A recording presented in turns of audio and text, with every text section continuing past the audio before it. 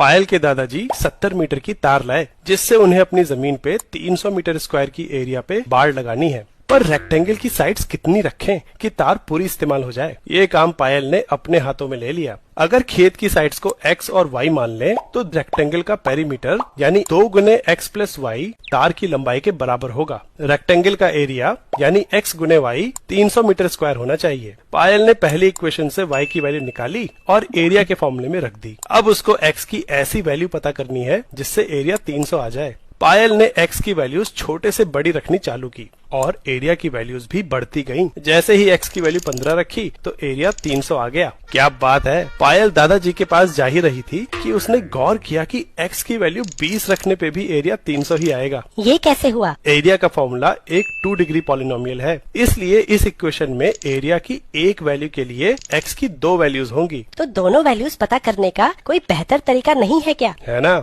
Area के फॉर्मूले यानी इस 2 डिग्री पॉलिनोमियल से जो एरिया हमें चाहिए वो घटा दो तो ये एक नया 2 डिग्री पॉलिनोमियल बन जाएगा और x की जिन वैल्यूज के लिए ये पॉलिनोमियल 0 होगा वही हमारे सोल्यूशन होंगे। लेकिन ये जीरोस कैसे निकालेंगे? इस पॉलिनोमियल के जीरोस इस क्वाड्रेटिक इक्वेशन की रूट्स के बराबर होंगे, जो कि हम क्वाड्रेटिक फॉर्मूला से निकाल सकते हैं। पायल ने क्वाड्रेटिक फॉर्मूले से रूट्स निकाले तो भी वैल्यूज 15 और 20 ही आईं। पायल के दादाजी काफी इम्प्रेस हो गए और बाड़ लगाने का काम चालू हो गया। वैसे अगर एरिया के फॉर्मूले पे ध्यान दें तो ये वाला हिस्सा लंबाई है और ये चौड़ाई। अगर लंबाई 15 होगी तो चौड़ाई 35 माइनस 15 यानी 20 होगी, और अगर लंबाई 20 होगी तो चौड़ाई 35 माइनस 20 यानी 15 होगी। इन दोनों वैल्यूज को हम ग्राफ पे ऐसे देख सकते हैं।